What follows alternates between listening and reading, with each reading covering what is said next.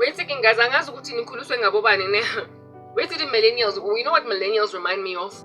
They remind me of like child-headed households. Yeah, thank you, sir. Millennials remind me of child-headed households because I don't know what the heck they have raised. They remind me of child-headed households where it is that a teenager that's only 14 years old is suddenly met with the daunting task of having to raise a 7-year-old and a 3-year-old. Because abazali bakhe bashonile in a car accident. Millennials remind me of those child-hated households. Still very selfish. Still desires of running their own houses, their own lives. They still want their boyfriends and they still want to go partying and they still want to experiment with drugs and sex and alcohol and they still want to.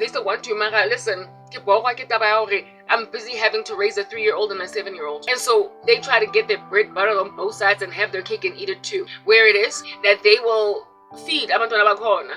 But then they will say to labantwana laba, listen, I'm also 14 and next week we're gonna bash a protein and I'm gonna go and y'all just watch TV. Y'all just keep yourselves in a bunch. Y'all just nyazi ukuthi umama abekho so ngiyacela keep yourself together. Anginamali yokuthenga ineni. So ngiyebheshini mangibuya ngithole niwashe izitsha and everything because proper we gotta be in this together and ngisho akahlokomelana nene.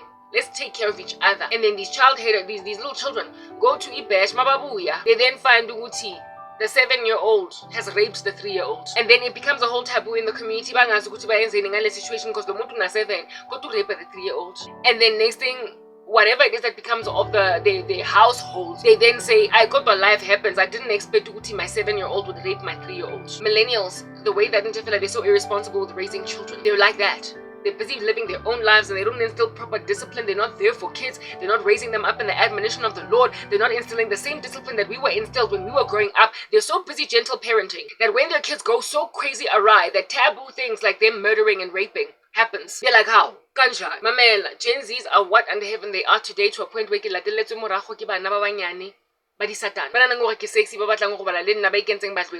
that I am viable and up for grabs because of their millennial parents.